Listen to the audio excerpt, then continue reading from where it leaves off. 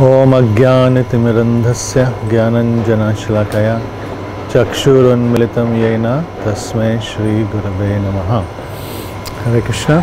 So today we will be discussing a very brief overview of chapter 16 of Srimad Bhagavad Gita. This chapter 16 is known as Divine and Demoniac Natures, or in Sanskrit Deva Asura Sampad Vibhaga Yoga. Now it has been described that the Vedic literatures comprising of various books like the Upanishads, the Puranas, the Vedas, the Itihasas, etc. Sthal Puranas, Upapuranas, Upavedas, Shadadarshans, etc. altogether comprise of about 1 billion verses. And these 1 billion verses have been summarized by Lord Krishna in his divine instructions known as Bhagavad Gita, which he last spoke to Sri Arjuna about 5,000 years ago at the battlefield of Kurukshetra. Now these 700 verses has again been divided, categorized very systematically. The 700 verses has 3 divisions. The first 6 chapters, the middle 6 chapters, and the last 6 chapters. So altogether there are 18 chapters which constitute 700 verses. The first 6 chapters are known altogether as Karma Yoga. The middle chapters are known as bhakti-yoga. The last 6 chapters are known as Jnana Yoga. And then there are divisions within each chapter, there are themes running within each chapter. And each chapter is connected to previous chapter. And just like that, each verse is connected with each other. So today's chapter is chapter 16, Divine and Demoniac Natures. It has 3 divisions. The 24 verses which are in this chapter has 3 divisions. The first division is up to text 6, 1 to 6, which describes transcendental and demoniac qualities. The middle theme from text 7 to text 20 is describing the demoniac nature. Lord Krishna describes the demonic nature. The last theme of this chapter is conclusion, or an opportunity to escape the influence of the demoniac nature. Lord Krishna describes that. So 16th chapter has 3 main themes running through it. Now Bhagavad Gita, as I said, is essence of all Vedic literatures. Sarva Upanishada Gavo, as described in Gita Mahatmya. Sarva Upanishad is the essence of Vedic literatures, is compared to a cow, Gavo. And Dogdha Gopala Nandana. And Lord Krishna, the famous cowherd boy, is actually milking this cow. For whose benefit? For everyone's benefit. But to milk a cow, one normally sees a calf. Unless the mother cow sees a calf next to her, she doesn't give so much milk. That flow of love isn't there. So who's that calf? The Gita Mahatmya describes Partho Vatsaha. Arjun is that calf. And who are to enjoy the milk? Sudhira Bhakta, the scholars and the devotees. What is the milk? Dugdham Gitam Amritam Mahad, the nectarian milk of Srimad Bhagavad Gita. In Gita Mahatmya of Padma Purana, Lord Shiva describes the glories of each chapter before each chapter begins. And for the 16th chapter, Lord Shiva tells Parvati of a story of a king who lived in Saurashtra, in Surat, current day Surat. Kadak Bahu, his name was. So this king had in his stables a very passionate very out of control male elephant who was very proud of himself, of his strength. So one day, this story is long, I'll summarize. One day that elephant becomes loose and causes havoc and tramples over many individuals.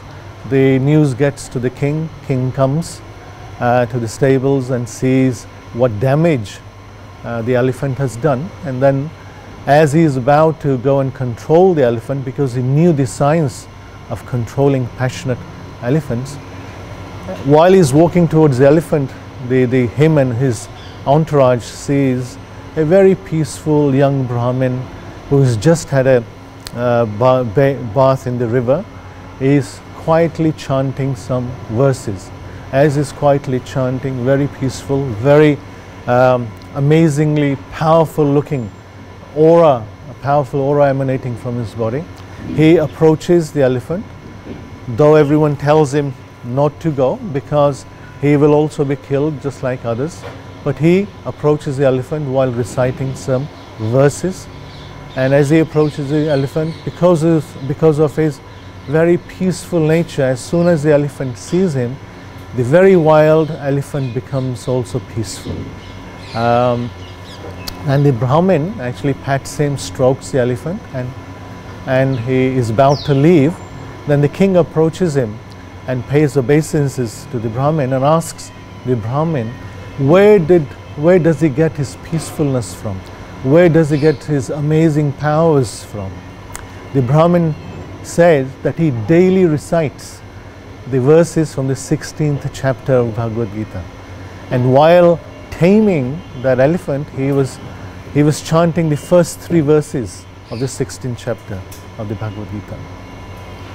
Now, the king asked the Brahmin to also teach him to recite these verses properly, and upon that, the king, at the end, while reciting this, after handing over the kingdom to his son, he retires to the forest, and while chanting the verses of 16th chapter of Bhagavad Gita, the king attains the shelter of Lord Krishna, and he attains his ultimate destination, which is back home, back to Godhead. So this is how Lord Shiva glorifies this 16th chapter, which actually brings fearfulness in one's mental status and gives other results, and the best result gives is liberation, and especially going back to Godhead and obtaining the lotus feet of Lord Krishna. Now we will begin very brief overview of this 16th chapter, and it's a very small chapter comprising of 24 verses. I will recite each verse, and then just also read just a couple of lines of Srila Prabhupada's commentary from his purport. To go into detail of each verse and each chapter will take a long time. So just a very brief overview. So the first text, or first 3 verses, actually describing the 26 qualities, transcendental qualities of a person who has divine nature. Now the link between chapter 15 and chapter 16 is that at the beginning of chapter 15, especially 13, 14, 15, 16, 17, these chapters, they are dealing with the modes of material nature. How the material modes affect each individual, what are the symptoms of these modes. So in the beginning of 15th chapter, Lord Krishna described a great banyan tree of this material world, which has its roots upwards and branches down. And Lord Krishna says, it is said there's an imperishable banyan tree which has roots upwards and branches down, and whose leaves are the Vedic hymns, Chamdansi Yasya Paranani. And one who knows this tree knows the Vedas. He is the knower of the Vedas. And the second verse of the 15th chapter, while Lord Krishna describes this further, he says the branches of the tree are extended upwards and downwards. And these branches are nourished by the three modes of material nature. And the twigs are the objects of senses, and the roots are the activities of humanity, of human beings. So while describing this, we find in the 16th chapter, Lord Krishna describes these branches which go up or which go down.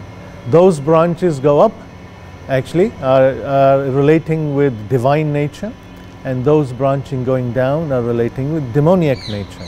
And Lord Krishna also in the 15th chapter mentioned the fruits. He just mentioned the fruits of this tree, but he did not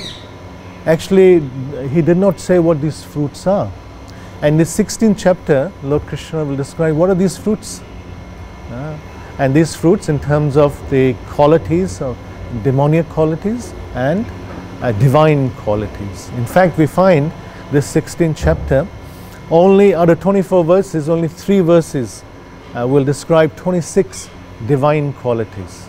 And most of the chapter will concentrate, Lord Krishna will concentrate on demoniac qualities. Sometimes one may, while reading Bhagavad Gita, the Lord Krishna describes the definition of Sthit Pragya in 2nd chapter.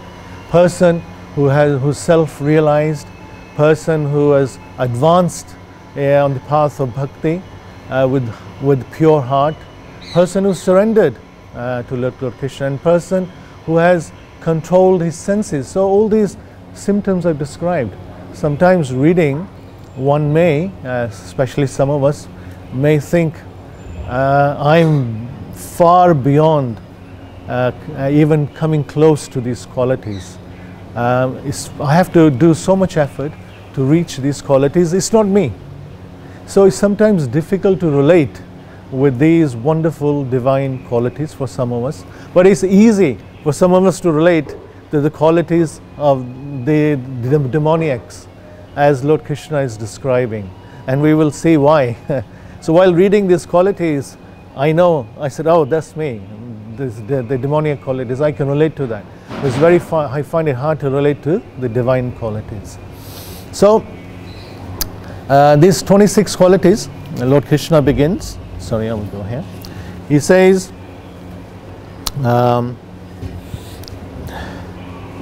the Supreme Personality of Godhead said, fearlessness, purification is one's existence, cultivation of spiritual knowledge, charity, self-control, performance of sacrifice, study of the Vedas, austerity, simplicity, non-violence, truthfulness, freedom from anger, renunciation, tranquility, aversion to fault-finding, compassion for all living entities, freedom from covetousness, gentleness, modesty, steady determination, vigor, forgiveness, fortitude, cleanliness, and freedom from envy and from passion for honor.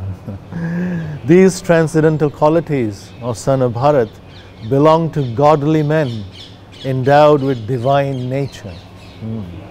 Yes, long way to go for some of us, but it's not impossible.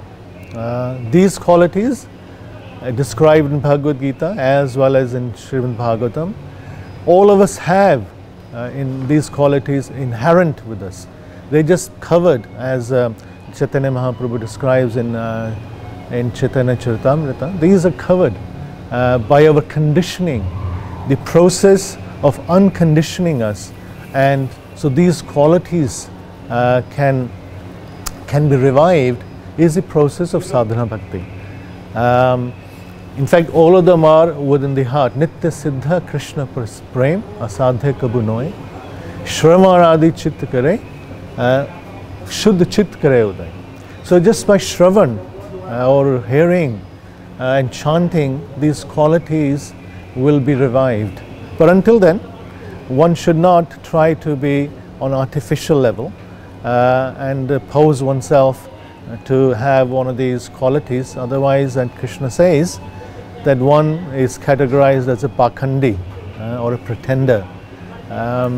So these qualities, Prabhupada says in the 16th chapter from the purport, Lord explains both transcendental nature and its attendant qualities, and the demoniac nature and its qualities. He also explains the advantages and disadvantages of these qualities. And Prabhupada then, he says, these qualities are meant for making a person advance in spiritual progress. So it's very important to know what these qualities are and work towards them. And we should practice also. If we don't have those, haven't revived these qualities, practice makes perfect. We must practice. Even though we may be averse to practicing, we have to force ourselves to practice these qualities so they can be revived quicker.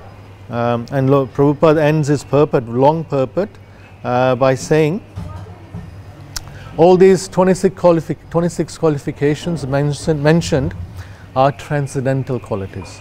They should be cultivated according to different statuses of social and occupational order, so they should be cultivated. And these 26 qualities are specific to different social orders and spiritual orders, to different varnas and to different ashrams. For example, the first three qualities are fearfulness. It is described, fearfulness, cultivation of spiritual knowledge, purification of one's existence are specific to a sannyasi, and also austerity, simplicity, self-control specific to a brahmachari. The charity is specific to a grihastha, like that. So all these 6 qualities are actually divided according to different ashrams, and Prabhupada says they should be cultivated. The purport is that even though material conditions are miserable, if these qualities are developed by practice, that is the key. Abhyasena tu kaunteya, vairagya cha griyate. Abhyas, practice makes perfect. By all classes of men, then gradually it is possible to rise to the highest platform of transcendental realization. So there was the first 3 verses, and now Lord Krishna describes the qualities of demoniac mentality. What is demonic mentality? In 6 qualities: pride, arrogance, conceit, anger, harshness, and ignorance. These qualities belong to the demoniac nature of son of Pritha. And again, more relatable. And Prabhupada, in his purport, he begins, he says, in this verse, the royal road to hell is described. The royal road to hell. As there's a royal road. I heard of royal roads to heavens, but royal road to hell also. So Prabhupada says, is described. And Prabhupada says these demoniac qualities are taken on by them, who? The demons, from the beginning of their bodies, in the womb of their mothers. So this is relating to previous karmic reactions. It's not that somebody becomes a demon. Yes, by association one can become demoniac, but essentially the demoniac qualities are there from previous lifetimes, previous karma. And as they grow, they manifest all these inauspicious qualities. And we read in the scriptures various demoniac personalities.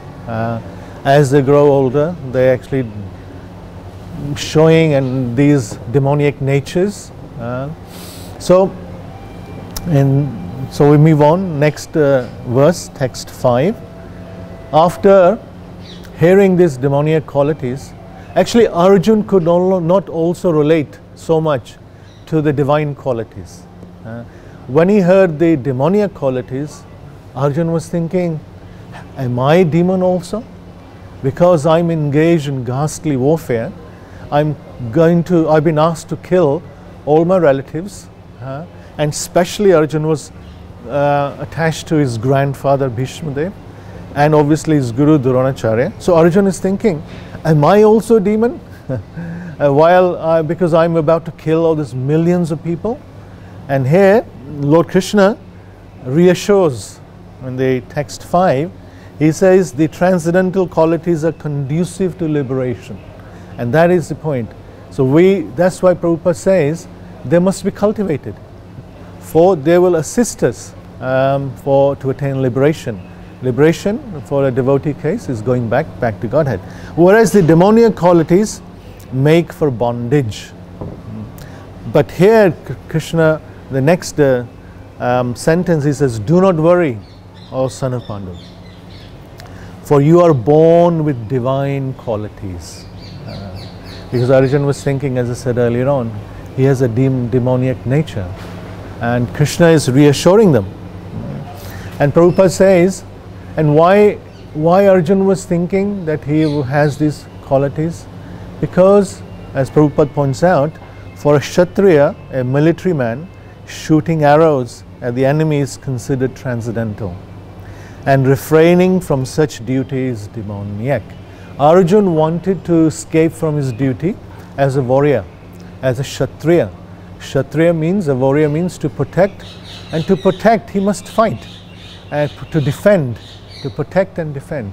In defense means he has to attack and take part in wars, battles, and that the battle of Kurukshetra was the ultimate war and the greatest war which has ever taken place in the history of the world.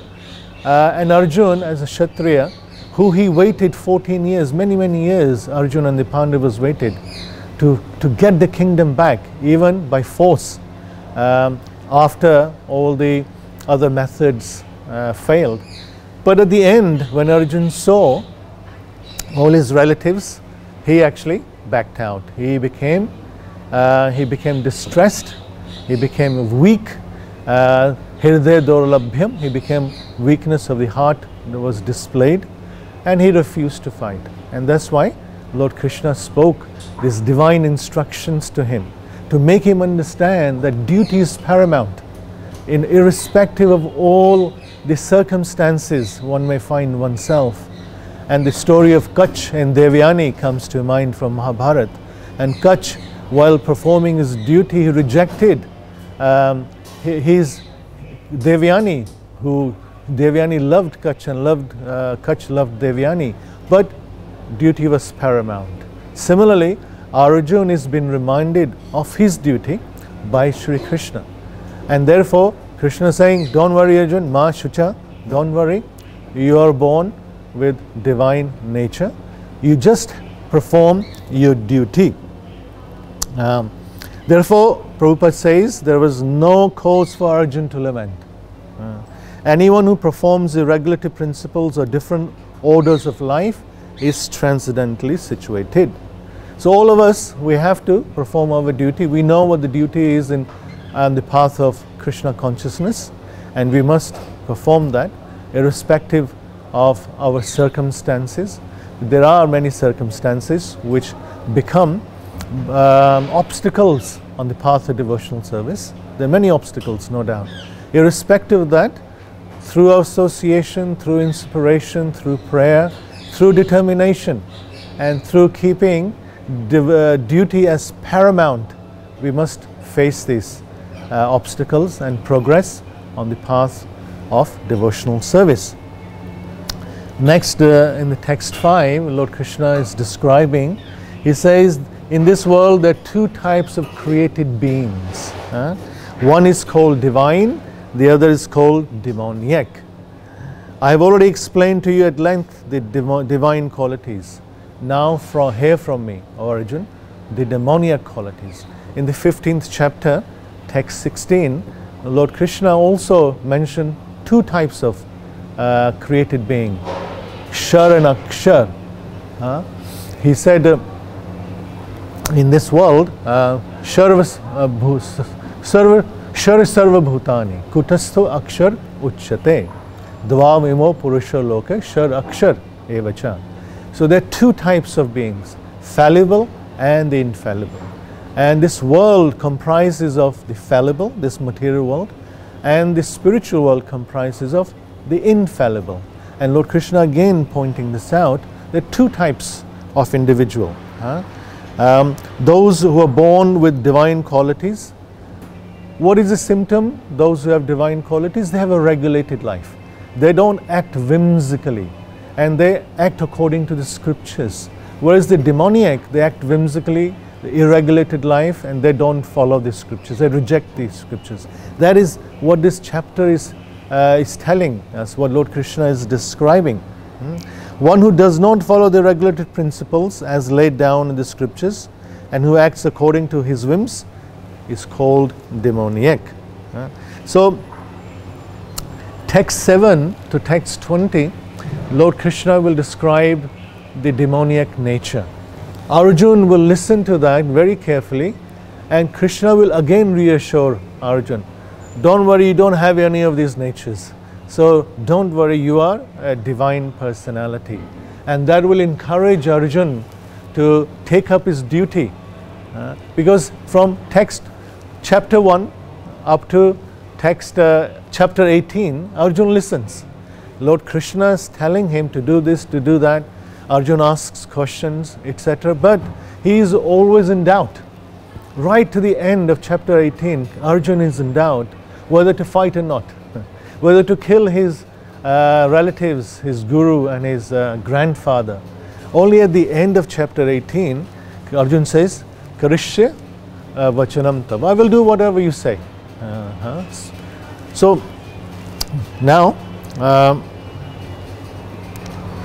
text 7, Lord Krishna starts describing demoniac nature. So we will go through them one by one. Those who are demoniac do not know what is to be done and what is not to be done. Neither cleanliness nor proper behavior, no truth is found in them. So this also in the 18th chapter, text 31, Lord Krishna says those who don't know what action to perform and what not to perform are influenced by mode of passion. So mode of passion is being described here as in the 3rd chapter also Lord Krishna says Kamesha Krodesha Rajoguna Samudbhava. The greatest enemy is mode of passion. And here Prabhupada says in the purport, in every civilized society there are certain scriptural regulations, scripture rules and regulations, and especially amongst those who are civilized like the Aryans. So any civilized society actually follows some rules and regulations, especially of the scriptural rules and regulations. There are so many rules and regulations of this world, but specifically scriptural rules and regulations. And those who don't follow, they are demoniac. And one should also, in terms of cleanliness, because they don't know, they don't have proper cleanliness. Proper cleanliness comes internal. There's two types of cleanliness: internal and external. Prabhupada says in the purport, internal cleanliness comes by the chanting the Hare Krishna Mahamantra. External cleanliness comes by cleaning, bathing, etc.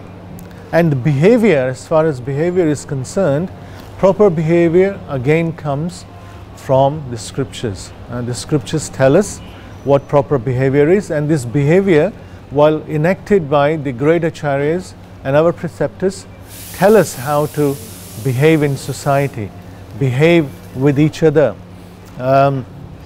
in a Vaishnav-like manner.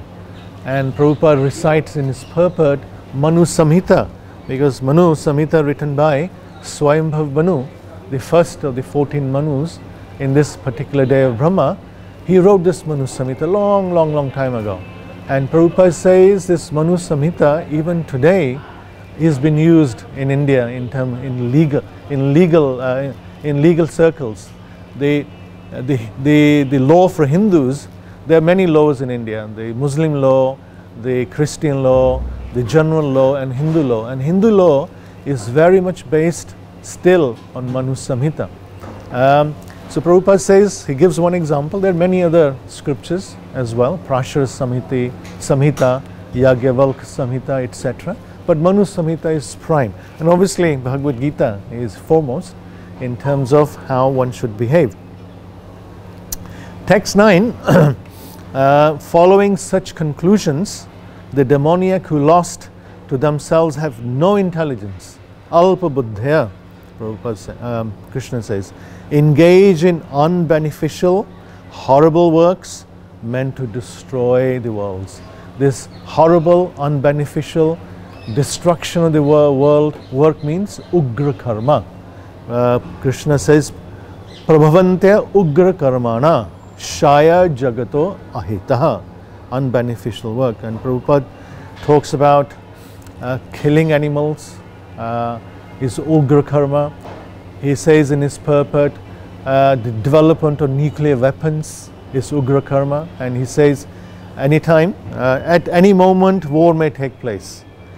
And these atomic weapons may create havoc. Other places, Prabhupada says, technological advancement, opening of breweries, cigarette factories, discotheques, etc. Are all places of ugra karma. Many places of ugra karma. So, in this world we see nothing except ugra karma. One is trained from school to college to university to become the best ugra karmi. There is a training of this modern world, and that's why Prabhupada was totally against the modern education system. The way the modern education is taught and the way it teaches is what should be achieved and what should be the aim of life. It's nothing but ugra karma. Animal killing is prominent, Prabhupada says, and nuclear proliferation. And we all know, and it's been described, and Prabhupada mentions, it's been described by other experts, if and when the Third World War, some say Third World War has already started in various forms, Third World War will come, nuclear weapons will play a very prominent role. And Prabhupada is predicting that already in his purport. Text 10, taking shelter of insatiable lust and absorbed in the conceit of pride and false prestige, the demoniac thus illusioned are always sworn to unclean work, attracted by the impermanent. The demoniac mentality is described here in this verse. Prabhupada begins his purport with this. The result is that they become more and more attracted to sex and money. Kanchan and Kamini. And the third aspect, Kanchan, Kirti and Kamini is normally described. But here Kanchan, accumulation of wealth, and Kamini, sex enjoyment. Such demoniac people are only attracted by wine, women, gambling and meat eating. These are their unclean habits. So the four principles which form the foundation of Krishna consciousness or any civilized society, actually the opposite of that are unclean, are described as sinful. Meat eating, gambling, wine, illicit sex, etc.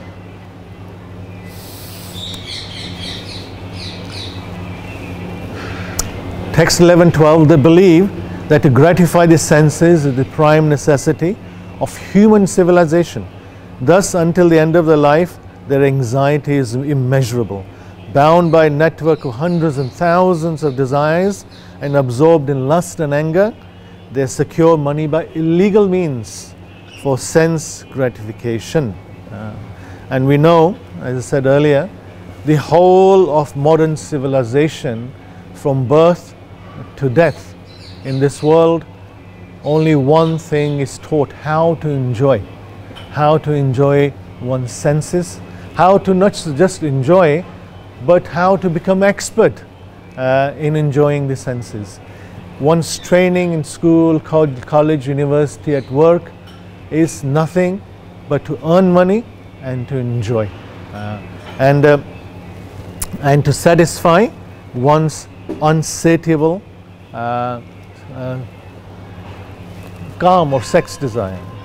And if the senses are not satisfied, then naturally frustration comes. Dhayato vishayapamsa sangashta upajayate, as second chapter, text 62, Lord Krishna says. While contemplating the object of senses, if one is not, attachment arises, And if the attachment is not fulfilled, frustration, anger, etc., very systematically, Lord Krishna describes that. And here, and if the desire is not fulfilled, frustration and anger arises. And we know, and if desire is not fulfilled, people will go out of the way to make sure the desires are fulfilled. And they will procure money by illegal means. And they beg, borrow and steal. For sense gratification. The demoniac accept that the enjoyment of the senses is the ultimate goal of life. And this concept they maintain until death. There's so many stories one can say. The sense enjoyment lasts till end of death.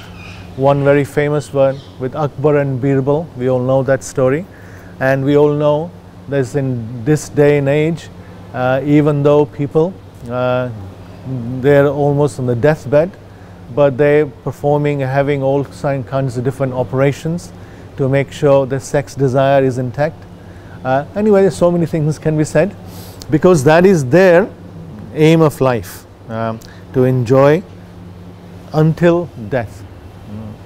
But one who is demoniac has no knowledge of Vedic scriptures. Again, in this theme of this chapter, and Prabhupada keeps bringing it back to the theme, is regulated life. Regulation means scriptural life. Regulations and rules based on scriptures, like Bhagavad Gita, Manu Samhita. Therefore, he feels free to do anything for sense enjoyment, regardless of the consequences. Because demons don't believe in life after death. There is a very famous modern day motto. It's called YOLO effect. YOLO effect. You only live once effect. That's what people believe. We only live once. There's nothing before death. There's nothing after. There's nothing before birth, and there's nothing after death. This life is the only life. So enjoy. You only live once. Enjoy to your max until death. That is the aim of life. And to enjoy, to do that, they will secure all the means, even illegally. They will go out of the way. So, what is the mentality of these demoniac individuals? 13th to 15th text, very powerful explanation of the demoniac mentality. And one of them, text 14, the beginning, is extremely important. Anyway, let's read this first. The demoniac person thinks. That's the thinking. So much wealth do I have today, and I will gain more according to my schemes. So much is mine now, and it will increase in the future, more and more. He is my enemy, and I have killed him, and my other enemies will also be killed. I am the Lord of everything. I am the enjoyer. I am perfect. I am powerful and happy. I am the richest man, surrounded by aristocratic relatives. There is none so powerful and happy as I am. I shall perform sacrifices, and I shall give some charity, and thus I shall rejoice. In this way, such persons are deluded by ignorance. So much, very powerful, exposing the mentality of the modern day world, modern day man in this world. This text 14, Ishwaroham aham bhogi siddhoham balvan sukhi. Srila Krishnadas Kaviraj Goswami in Chaitanya Charitamrita, he says the word, third verse of Shikshashtakam, Tirunadapi Shunichena, Tirorapi Saishana, that everyone should wear, that should put in a thread and wear as a necklace. But we don't realize that we're already wearing a necklace of this shloka. Ishwaraham aham bhogi siddhaham balvan sukhi. I am the Lord and Master. I am the enjoyer. I am perfect. I have so many enemies. I have killed them. So much competition. There's no powerful as happy as I am. To put the real necklace on, we have to take this necklace off first. If not, at least we put that other necklace on, and automatically, with that purification, this necklace will automatically disappear. Otherwise, we're all wearing this necklace all the time. I am the master of all I survey. I am the powerful. I am the enjoyer. I am the controller. Prakate kriyamanani gunakaramani sarvasha. Ahankaram itam ahamkar. Anyway, I am the, due to false ego, I am thinking I am the doer. So this verse we're wearing all the time. We have to be careful how that is affecting our mentality, our nature, our attitude, our association, our interactions. 16th text. Thus perplexed by various anxieties and bound by a network of illusions, they become too strongly attached to sense enjoyment and fall down into hell. So while thinking like this, that I am the doer, what actually happens? What is the result of that? They fall down into hell. That is the result Krishna is describing. The demoniac man knows no limit, Prabhupada says in his purport, to his desire to acquire money. That is unlimited. Actually, in this world, if there's one thing everyone strives for, is accumulation of wealth. There are other attachments in this world, like the opposite sex, like teaching, eating, like comfortable lifestyle, surrounding, good friends, fearlessness, etc. But the ultimate acquisition one feels to acquire money. Because with money, one can do other things in life. Without money, other sense enjoyment objects may not be fulfilled or acquired. So money is paramount. Without money, no sense desire is fulfilled. So Prabhupada says there's no limit to acquire money. There was one very famous billionaire of America. His motto was more, M-O-R-E. This one word more, he said, was the inspiration for him to get more and more and more and become a billionaire. And still he wasn't satisfied, in his interview said. He said this more has stuck in his brain and he can't get rid of this word, and his aim is to get more and more and more. And what is more? Acquisition of wealth. He thinks only for how much assessment he has just now, and he engages in schemes, makes schemes to increase his stock of wealth more and more, further and further. For that reason, he does not hesitate to act in any sinful ways. So deals in the black market for illegal sense gratification. To acquire wealth, all illegal avenues are followed. Self-complacent and always impudent, deluded by wealth and false prestige, they sometimes proudly perform sacrifices in name only, without following any rules and regulations. Prabhupada says, thinking themselves in all, not caring for any authority or scriptures, the demoniacs sometimes perform so-called religious or sacrificial rites without following. We know, actually there are over 10,000 religions in the world today. If you look at, if you do some research in the Google, more than 10,000 different religions are there. Out of 10,000, about 10 or 12 are major religions of the world, like Hinduism, Christianity, Islam, Buddhism, etc. So all these other thousands, what basis do they have? What scriptures are they really following? That's what Krishna is describing, and Prabhupada is expanding that. Sometimes such demons take up the role of preachers, mislead the people, and become known as religious performers or as incarnations of God.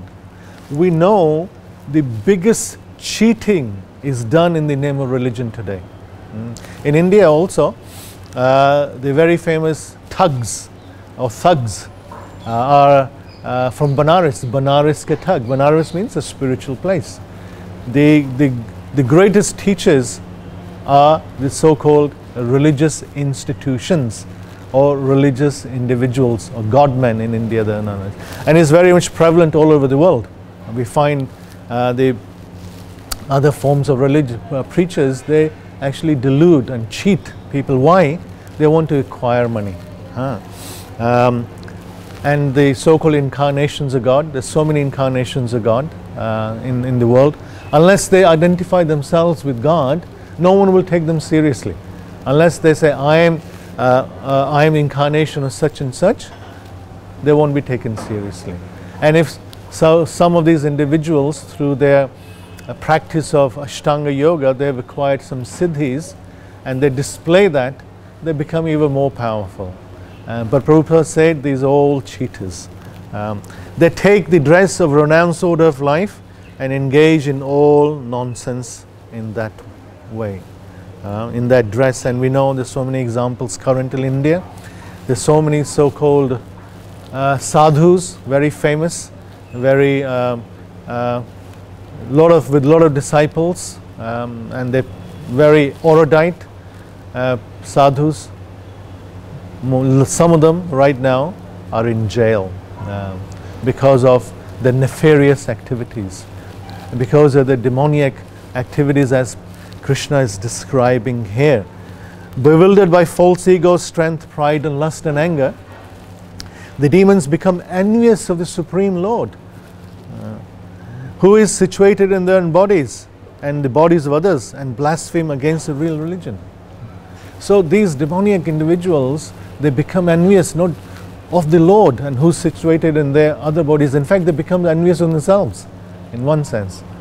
So, and we know great demonic demons, Kansa, Hiranyakashipu and Ravana, they all became envious of the Supreme Lord. A demoniac person, being always against God's supremacy, does not like to believe in the scriptures, Prabhupada says. He is envious of both his scriptures and the existence of Krishna. This is caused by so-called prestige and accumulation of wealth and strength. That's why those who are on the path of devotional service, the great sadhus, sages, saints, the brahmanas, the two things they avoid the most: opposite sex, person of the opposite sex, and money. A brahmana is, whenever he accepts something in charity, he immediately gives that back. Dhanam pratigraha. It's not that he accepts and keeps whatever he needs for his personal advancement in path of devotional service, he keeps. He doesn't accumulate, he gives it away. That's what the sadhus. And the sadhus that deliberately keep themselves and kept themselves in poverty, so they can actually think of Lord Krishna more, as Kunti Devi says in Srimad Bhagavatam, praise the Lord Kunti Devi. Text 19, here next couple of verses, Lord Krishna describes how Krishna deals with these demoniac persons. What are the results? How is in this world, actually, it is very clear in the past ages, it is very clear, somebody was divine and somebody was demoniac. Very clear. That's why two types of people. But in today's world, this divine and demoniac nature is present in one individual. All of us. We have our negative side and we have our positive side. But in the past, the negative was distinct, the positive was distinct. There was, overlap slightly, but not today. Today is extreme overlap.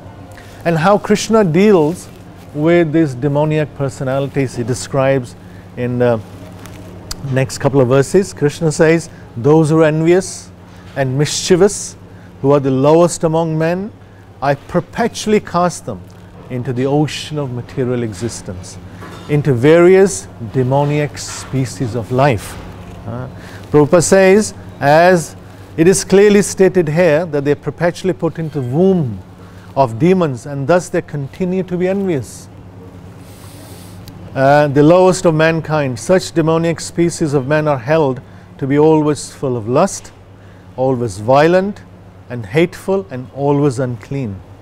The many kinds of hunters in the jungle are considered to belong to demoniac species of life.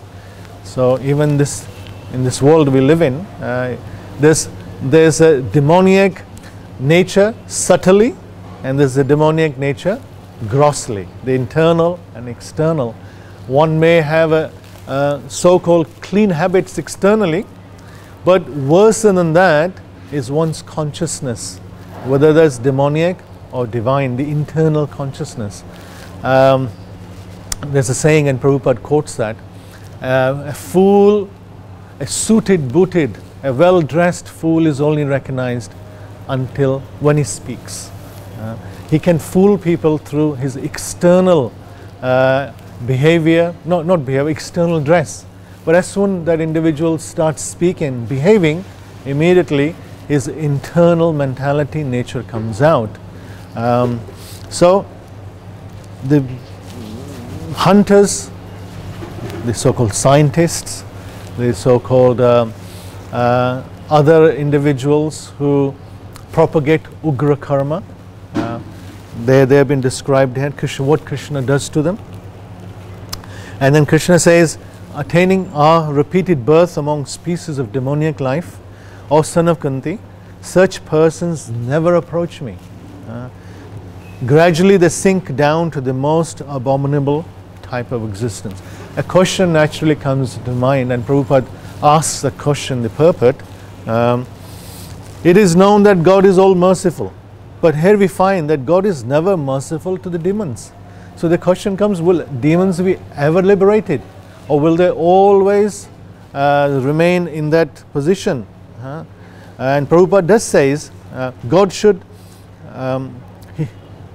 in answer, okay, it may be then argued in this connection that God should not be advertised as all merciful, because He is not merciful to the demons. If He is so merciful to such demons, in answer to the question in the Vedanta Sutra we find Supreme Lord has no hatred. He is, as in Bhagavad Gita, chapter 9, 31, He hates no one, He doesn't favor anyone. And Vedanta Sutra also says that He doesn't hate anyone. The placing of asuras, the demons in the lower status of life, is simply another feature of mercy of Krishna. Krishna is still merciful to the demons. How? That some of these demons, most of the demons are killed personally by Krishna. We find in Bhagavad Purana and Krishna's pastimes, Bhagavata lists only limited number of demons. In fact, it is described that Krishna was sent, Kans was sending many demons throughout the day, morning, afternoon and evening. So Krishna had his entertainment, morning, afternoon, evening. And many, many demons, thousands and thousands of demons were coming. And they were all attained liberation. So that is mercy of Krishna. And in next text, Krishna summarizes all these demoniac natures and qualities into three qualities. He says, there are three gates leading to this hell: lust, anger and greed, Kama, Krodh and Lobh. Every sane man should give this up, so they lead to the degradation of the soul. So lust, anger and greed summarizes all the demoniac natures, and Prabhupada says the beginning of demoniac life is described herein. So lust, anger and greed, these six avagunas is described: Kam, Krodh, Lobh, Moha and Matsarya. It's very, out of six, Matsarya or envy is the worst. It is described the other five can be utilized in the service of Krishna, but the sixth one is very difficult, almost impossible. But from the six, three are mentioned here: lust, anger and greed. Difficult to control, but not impossible. And the way to control them, param drishtva nivartate, as Bhagavad Gita says in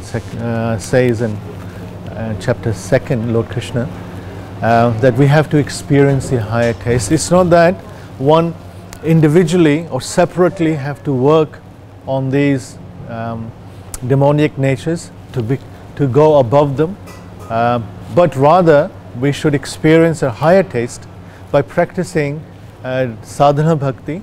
As once we experience that taste, automatically the lower tastes are taken care of. So that's a much easier method. Devotional service is much easier method. And Krishna says the man who has escaped these, what is the result of escaping these? 3 gates to hell. Osana Kunti, perform acts conducive to self-realization and thus gradually attain the supreme destination. So who has gone above lust, anger and greed, their destination is supreme destination, going back to Godhead. The more a person is freed from lust, anger and greed, Prabhupada points that out in his purport, the more his existence becomes pure. Then he can follow the rules and regulations of the scriptures after becoming pure.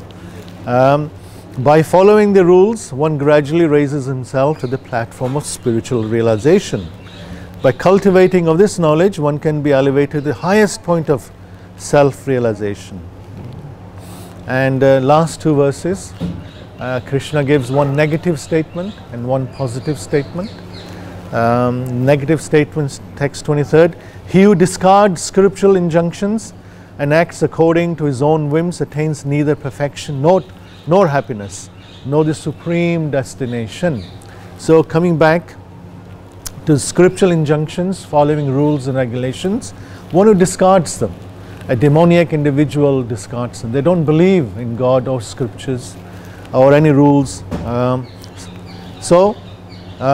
They attain neither happiness nor perfection nor supreme destination. Prabhupada says everyone is expected to follow certain rules and regulation. If one doesn't follow any rules and regulation, especially religious rules and regulations, he has to follow the material rules and regulations, the laws made by the country, by the law of the land he has to follow. If that individual doesn't follow, that person is put into jail or punished, disciplined. So one has to follow one way or another. But even if he follows the rules and regulations, and this is a very important point, and moral principles, and ultimately does not come to the understanding of the Supreme Lord, even by following these rules and regulations, if that does not lead to the understanding of the Supreme Personality, Godhead Lord Krishna, then all his knowledge is spoiled. So there has to be purpose of following these rules and regulations. Anta Narayana Smriti, or the purpose is to attain the lotus feet of Krishna. And lastly, therefore Krishna says, one should therefore understand what is duty and what is not duty. By what? By regulations of the scriptures. Tasmat Shastram Paramanate. Knowing such rules and regulations, one should act so that he may gradually be elevated. And Prabhupada says, as stated in 15th chapter, all the rules and regulations of the Vedas are meant for knowing Krishna. Vedasya Aram Seva Eva Vedyo. If one understands Krishna from Bhagavad Gita and becomes situated in Krishna consciousness, engaging himself in devotional service, he has reached the highest perfection of knowledge offered by the Vedic literature. So, this 16th chapter is encouraging everyone to cultivate the divine qualities by following the scriptural regulations, by having a regulated life and not acting whimsically. And the result of that is one achieves the ultimate destination, one achieves the lotus feet of Krishna, and that's what this verse is saying. Next chapter also will describe the 3 modes of material nature, but that is for some other scripture speaker. Thank you very much. Hare Krishna.